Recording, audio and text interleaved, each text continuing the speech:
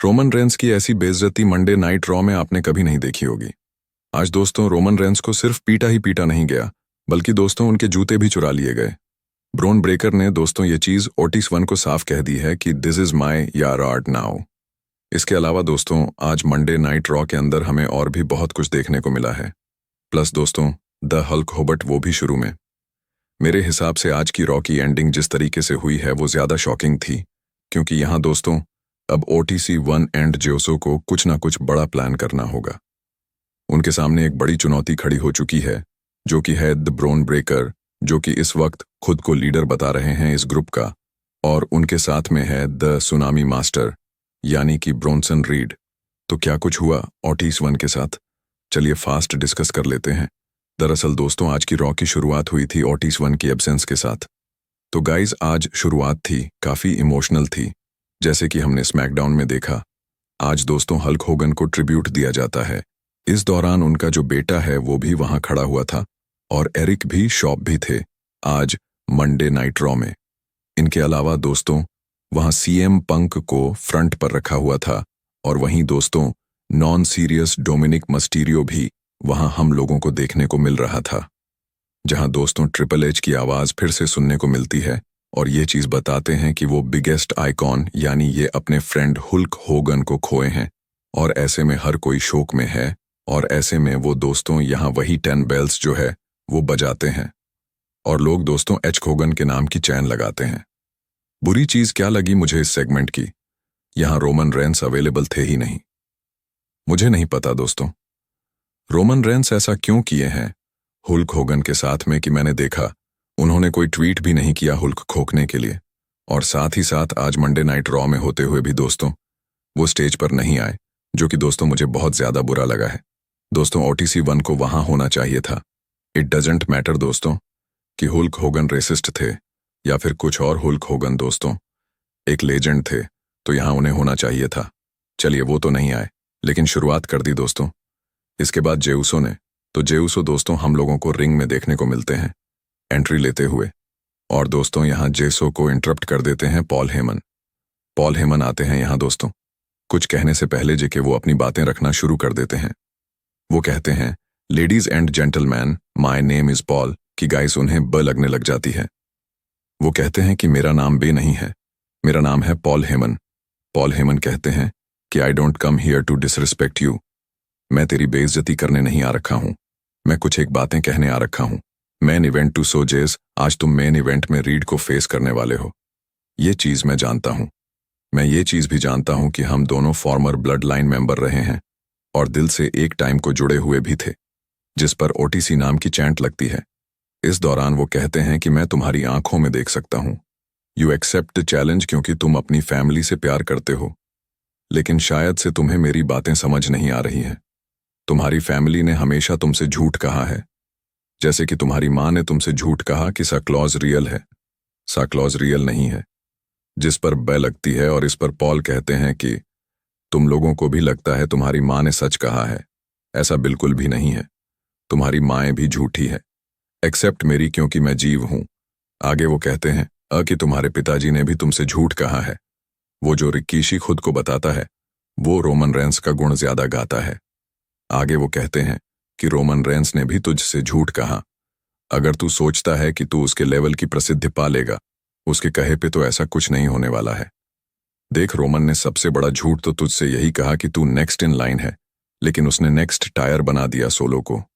Solo को उसने बता दिया कि यह नेक्स्ट ट्राइबल चीफ होने वाला है। तो इसी से पता चलता है कि उसने तुझसे कितना बड़ा झूठ कहा है। मैं जानता हूं तूने चैलेंज जो है अपनी फैमिली के लिए लिया है। You love your family, but Jey I love you too. आगे वो कहते हैं कि यू आर माई फैमिली, और इस पर दोस्तों फिर बुलशीट की चैन लगनी स्टार्ट हो जाती है।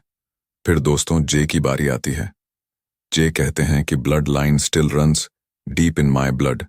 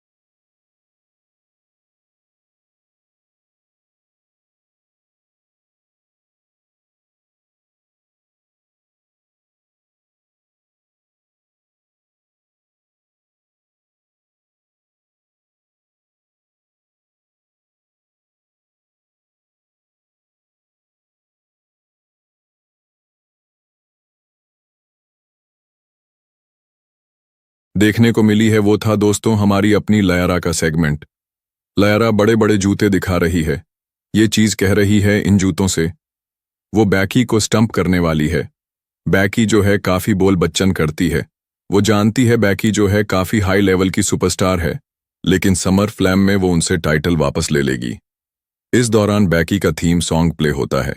बैकी पीछे से हमला करने वाली थी कैंडो से, लेकिन गाइस उल्टा लायरा ने इन्हीं जूतों से उनके ऊपर वहां किक कर दिया, कुछ इस तरीके से जैसे आप वीडियो में देख सकते हैं। और उसके बाद उसी कैंडो स्टिक से जो कि बैकी मारना चाहती थी, गंदी पिटाई कर दी बैकी की।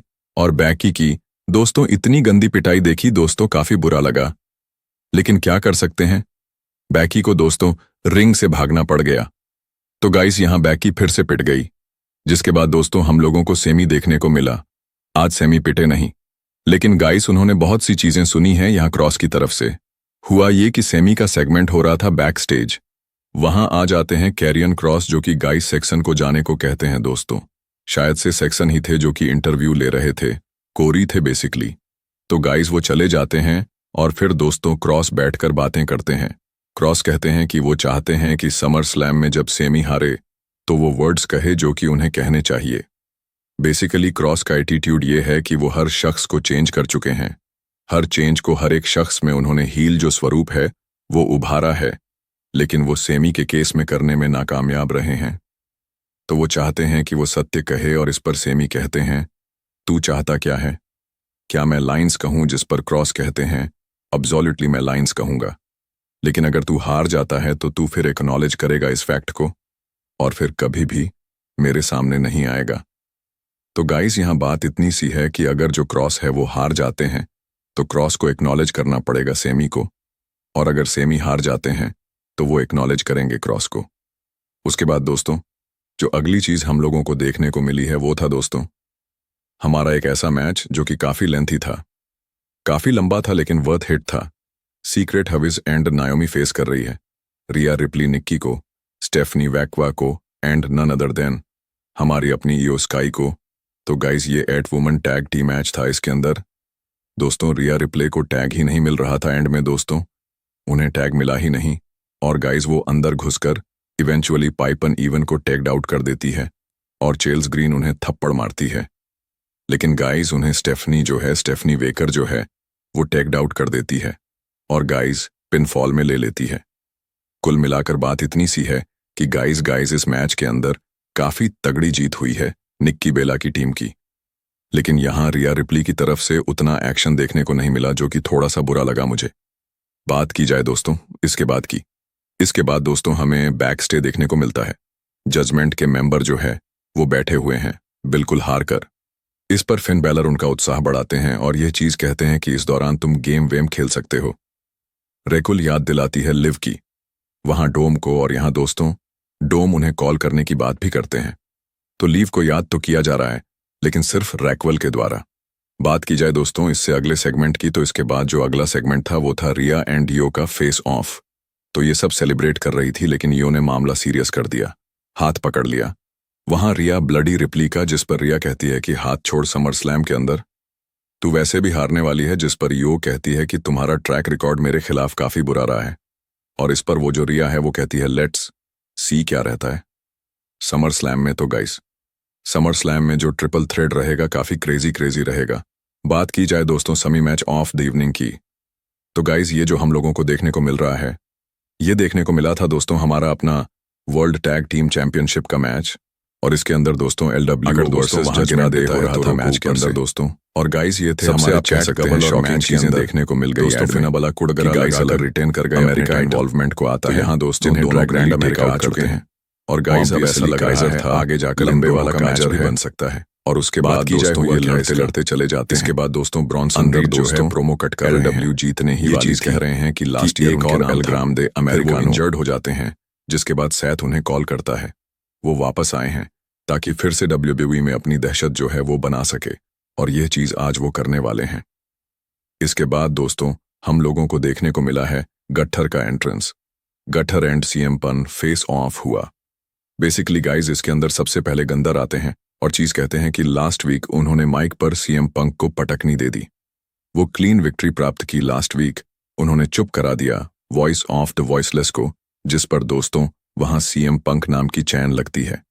इस दौरान दोस्तों वो कहते हैं कि he doesn't deserve to be a champion again and I made him shut hell up की गाइस थीम सॉन्ग प्ले हो गया सीएम पंक का। सीएम पंक का जैसे ही थीम सॉन्ग प्ले हुआ, जनता पागल हो गई। यहां आसम पंगाकर ये चीज कहते हैं कि वो चुप हुए थे सिचुएशन को देखकर, क्योंकि उनके सामने एक ग्रेट शख्स था और वो बनना नहीं चाहते वर्ल्ड चैंपियन। वो कहते हैं I don't want to be a world champion but I need to become world champion. ये ज़रूरत है, ये चाहत नहीं है बच्चा। वो कहते हैं ये उनकी ज़रूरत है, जैसे फेफड़ों की सांस की आवश्यकता है, दिल को खून की आवश्यकता है, वैसे ही उन्हें वर्ल्ड चैंपियनशिप की आवश्यकता है, ताकि मिलियंस ऑफ मिलियंस जो लोग उन्हें हमेशा से सपोर्ट करते हैं, इवन जब वो डब्ल्यूई में नहीं थे, उन लोगों का सर जो है गर्व से खड़ा हो सके। इसके बाद वो कहते हैं कि तुम कहते हो कि तुमने बहुत कुछ प्राप्त किया है, तुम अकम्पलिशमेंट पर ईगो जो है वो शो करते हो। मैं खुद को बेस्ट इन द वर्ल्ड कहता हूं क्योंकि आई अर्न दिस। तुम्हारी योगेंस अगर तुम्हें लगता है अकम्पलिशमेंट की वजह से, तो मैं बता दूं मैंने ऐसे ऐसे लेजेंड्स को फेस किया है। जैसे जैसे लेजेंड्स के साथ तू सिर्फ रिंग शेयर करने के सपने देख सकता है। गंदर कुछ कहने की कोशिश करते हैं लेकिन सीएम पंक उन्हें चुप करा देते हैं। पंक कहते हैं कि इसके लेवल्स होते हैं बेटा, और तुझे पता चलेगा कि मेरा लेवल कौन सा है। और इस Saturday night I am living with the world have championship, but at least तुझे इस चीज की तो खुशी होगी कि तने रिंग शेयर किया, तो उन्हें फील कर पाया कि how it's feel to be within the ring one and only best in the world, यानी कि सीएम पंक। तो कुल मिलाकर दोस्तों गट्ठर की आज लेनी देनी कर दी माइक के ऊपर सीएम पंक ने, और बेचारे गट्ठर से कुछ कहा ही नहीं गया। सेगमेंट काफी क्रेजी ग्रीज था। जिसके बाद दोस्तों जो अगला सेगमेंट हम लोगों को देखने को मिला वो इससे भी ज्यादा क्रेजी था, क्योंकि वो था Jey versus Bronson Reed main event. तो गाइस मैच की क्या ही बात करूं, मैच काफी अच्छा जा रहा था। इसके अंदर दोस्तों जेओसो जो थे वो सुसाइड ड्राइव लगा चुके थे, वो उठने वाले होते हैं। एंड जैसे में उन्हें लग जाता है spear out of nowhere ramp से दौड़ते हुए आता है। दोस्तों ब्रेक कर उन्होंने स्पीयर लगा देता है। मैच डीक्यू में खत्म हो जाता है। इसके बाद दोस्तों हमें क्या चीज देखने को मिलती है कि उन्हें रिंग में ले जाते हैं और सुनामी के लिए दोस्तों बिल्कुल सजा के रखते हैं कि गाइस एकाएक थीम सॉन्ग प्ले हो जाता है रोमन रेंस का। रोमन रेंस आते हैं एंड गाइस रीड को टेक आउट करने के बाद वो मुक्का बुक्का झड़ते हैं दोस्तों ब्रेकर को, और उन्हें क्लोज लाइन लगाकर बाहर कर देते हैं। यहां उनसे रीड उठाए नहीं जाते हैं, पता नहीं क्यों आज वो सुमोन ड्रॉप नहीं लगा पाए। फिर दोस्तों रीड उन्हें शोल्डर टैकल में आने आते हैं। रोमन रेंस साइड हट जाते हैं, रिंग पोस्ट पे बच के वो बाहर गिर जाते हैं। यहां उन्होंने जेओसो को उठाया और फिर दोनों दोस्तों स्पीयर को जाते हैं।